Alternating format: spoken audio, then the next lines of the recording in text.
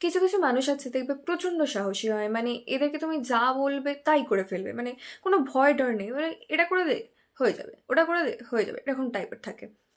তো এদের মানে হেব্বি বুকের পাটা, কোনো কিছুতে ভয় টয় পায় না।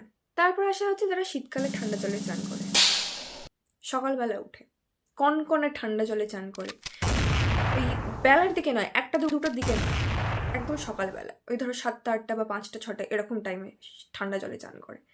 আমার মা হচ্ছে সেই সাহসী মানুষদের মধ্যে একজন, কনকনে ঠান্ডা জলে সকালবেলা উঠে হুড় করে মাথায় ঢেলে চান করে নেবে। আমি জিজ্ঞেস করি যে মা তোমার মানে মানে ঠান্ডা লাগে না? আমার তো শুনেই গায়ে জ্বর চলে আসে। অবশ্য আমি নিজেও ঠান্ডা জলে চান করি, তবে একটু বাদ।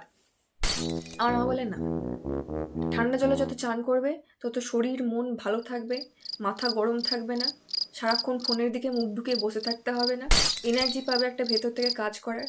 যারা কুড়ে, যারা অলস, যারা ল্যাদ খেয়ে পড়ে থাকে বিছানায়, তারা ওই রকম বেলায় উঠে চান করে। যারা এনার্জেটিক পিপল, তারা এরকম সকালবেলা ঠান্ডা কনকনে জলে চান করে, তবে তুমি জীবনে উন্নতি করতে পারবে। আর সব বুঝলাম, তুমি সাহসী মানুষ, তোমার সাহস রয়েছে অনেক, তুমি ঠান্ডা জলে চান করো, ঠিক আছে, কিন্তু তুমি যে এর মধ্যে আমাকে ক্রিটিসাইজটা করলে, এটা কি ঠিক হলো? মানে আমি নিজেও ঠান্ডা জলে চান করি, কিন্তু বেলায় করি, কিছুটা বাদে করি, একই তো ক্যাটাগরিতে পড়ছি। এখানেও এরা মানে ক্রিটিসাইজ, এখানেও এরা একটা মানে ডিসক্রিমিনেশন চাই, এদের প্রত্যেকটা জায়গায় ডিসক্রিমিনেশন চাই।